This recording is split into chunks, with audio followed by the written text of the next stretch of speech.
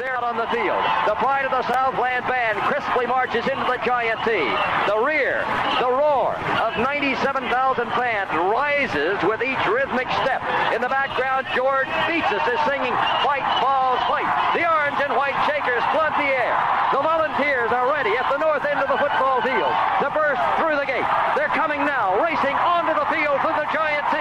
In that magic moment that says, wherever you are, it's football time in Tennessee.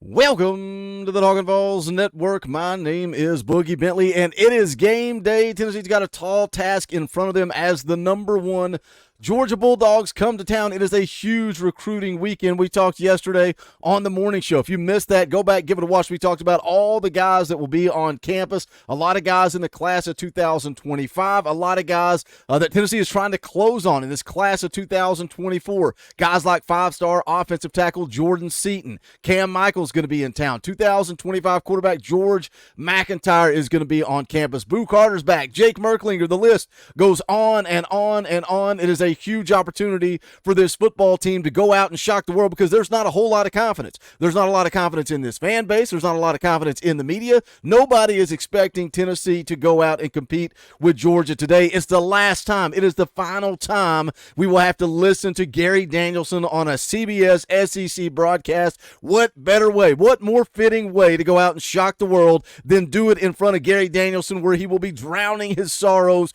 all night long. Let's go out. Let's shock the world. Let's play some football. Tennessee has to bounce back. How do they respond after coming off the loss to Missouri? You look at Josh Heupel's numbers. Josh Heupel's 12-2 in his career, bouncing back off a loss. 7-1 at Tennessee, 5-1 at UCF. You know, we kind of the narrative is that you've got two football teams here in Georgia and Tennessee that are kind of trending in the opposite direction. Everybody says Georgia's trending up, and I think so. I think they are trending up. You see Brock Bowers is back. They're playing their best football right now. And then the opposite narrative is that Tennessee is trending down. Are they really trending down, or did they have a bad week against Missouri? Because prior to that, a week ago, leading into the Missouri game, we're talking about how Tennessee was starting to play their best football. Joe Milton was starting to play good football. This Tim Banks defense single-handedly won the game against Texas A&M. Now, all of a sudden, we're ready to fire Tim Banks. We're ready to fire Willie Martinez. We're ready to move on from the entire defensive staff. And look, I get it. I'm not happy with the way that Missouri game played out. How does this team respond? How do they bounce back? What are the keys to the game? We're going to get into it. We're going to talk about it. But as always, do me a favor, smash the thumbs up just below this video. It is quick, free, and easy. It helps this channel, and I would greatly appreciate it. Also, if you're new to the Talkin VAWLS Network, welcome. We're not experts. We're not insiders. We're not media here. We don't talk at you. We talk with you. We are building a community of Tennessee fans right here on the Talkin VAWLS Network for the fans, by the fans. If you like the content, make sure you subscribe. Click that bell for notifications. You're not going to miss out when we go live or when we drop a video. We're going to be live later today. We do a tailgate show an hour before kickoff every week. That is a fan call-in show. That's where you, the fans, get to come on, hang out, and talk Tennessee football. And then we'll also be live immediately following the game. Will we be celebrating? Will Tennessee shock the world? Or are we going to go through another session of Vol therapy after a loss to Georgia? Well, let's talk about this game coming up. Tennessee ranked 18th. The Georgia Bulldogs undefeated. We all know about the streak, right? Something we've been talking about for a long time, just how good this Georgia Bulldog football team is. 27-game winning streak, looking to go 8-0 in SEC play for 3 consecutive seasons. That's never been done since they changed to the 8-game format in 1992. 37 regular season wins in a row. And, you know, I get it. I understand. Maybe this isn't the Georgia of old. This isn't the same old Georgia. That's what a lot of people in the media like to say. It's not the same old Georgia. They talk about all the numbers, all the guys that Georgia has put into the league, 34 players drafted over the last 3 years, 19 of those on defense, and 8 of those defensive players were drafted in the first round. But guess what? This is still a pretty good Georgia football team, scoring 40 points per game. They only give up 15 points per game. They're pretty good against the run, pretty good against the pass. They're throwing the football for over 323 yards per game. They have weapons. They will attack you. So what are the keys? How does Tennessee stick around? How do they hang in this football game? How do they make it a 4-quarter game where they have an opportunity to go make a play late and win this football game? And I think it starts with Neyland Stadium, the Neyland environment. What type of atmosphere is it going to be today? That's something I've questioned all week long. You know, it feels like this fan base is kind of down. Fan base is kind of out. They don't really have a lot of confidence going into this game, but how electric is Neyland? What's that environment look like? Tennessee riding a 14-game winning streak. And look, anytime you have to go on the road in the SEC, it's not an easy task. And when Tennessee's riding that 14-game winning streak, how electric is Neyland Stadium? That's the third most active home winning streak in the country behind only Georgia and Michigan. And then another storyline you can kind of talk about is Georgia. They haven't really been tested too much on the road. They played 2 road games at Auburn. They won 27-20. That was a close football game, limped their way to victory.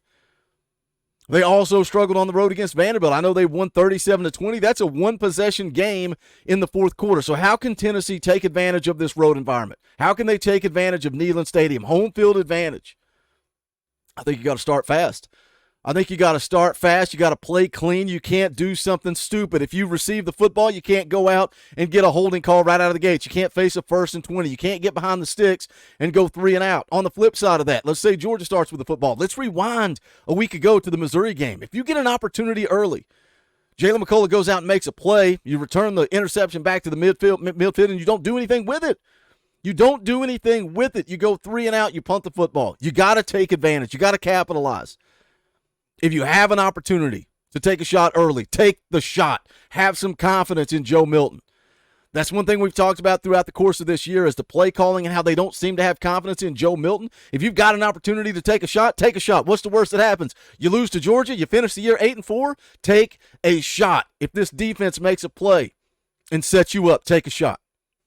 D. Williams returning the football, punt in special teams play. He returns a punt, gives you good field position, take a shot. When you have an opportunity, take a shot. I also think it's key to get back to being who you are, being Tennessee football. Run the football. You got to establish the ground game. We've seen when Tennessee struggles to run the football, that leads to a lack of success. The Florida loss, you had 100 yards rushing. The Alabama loss, 133 yards rushing. The embarrassing loss to Missouri, 36-7. You got embarrassed and you got whipped up front. You can blame Joe Milton. You can blame Joey Halsey. You can blame Josh Heupel. Guess what? You got manhandled. You got whipped on both lines of scrimmages. Get back to who you are, playing physical, running football. Even after the 3 losses, Tennessee's still second in the conference with 213 rushing yards per game. Run the football. Win first down. Set yourself up in second and manageable, third and manageable. You got to stay out of these first and longs, and that's, play clean football, play disciplined football. And I know this is an ongoing story, an ongoing conversation. Josh Heupel's football teams don't play good football. They get penalized. They don't play good, clean, disciplined football. You got to be better. You're not going to beat Georgia if you're in 1st and 20. Guess what? Joe Milton's not good enough. I'm sorry, he's not. Joe Milton's not good enough to bounce back and recover from a 1st and 20. 2nd and 15, 2nd and 18, 3rd and 12. You got to win first down, and if you want to talk about third downs, this defense has to get off the field. I don't care if it's 3rd and 2, 3rd and 12, 3rd and 6. Get off the field and give your offense an opportunity to get back out there and play some football. Defensively, get after Carson Beck. And I know Georgia's got a pretty solid offensive line. They've only allowed 10 sacks on the year. They average 5.3 yards per carry running the football.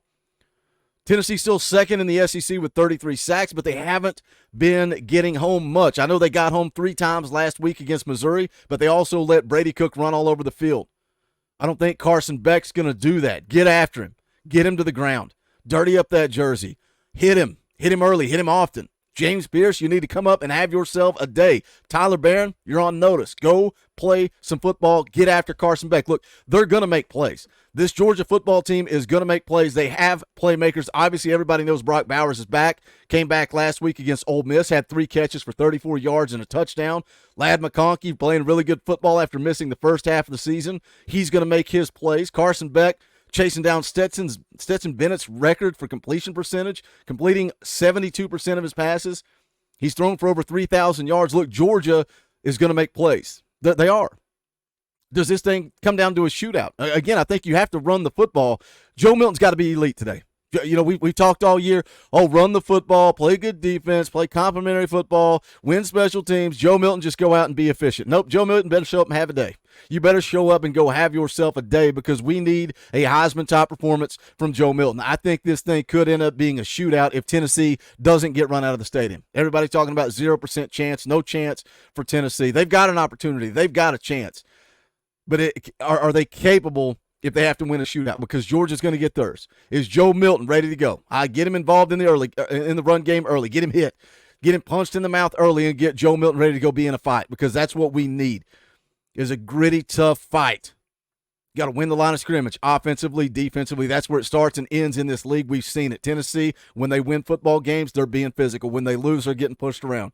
So the offensive line, the defensive line, they need to show up to play today. Does Tennessee have a shot here? Do they have an opportunity? I think so, but it's also Saturday. It's game day, boys. So the orange-tinted glasses are on. Let's go out. Let's take care of business. What are your final thoughts? Give me those score predictions in the chat. Don't forget, we'll be live 2:30 p.m. Eastern time for the tailgate show. That's where you guys get to come on, hang out, talk some Tennessee football.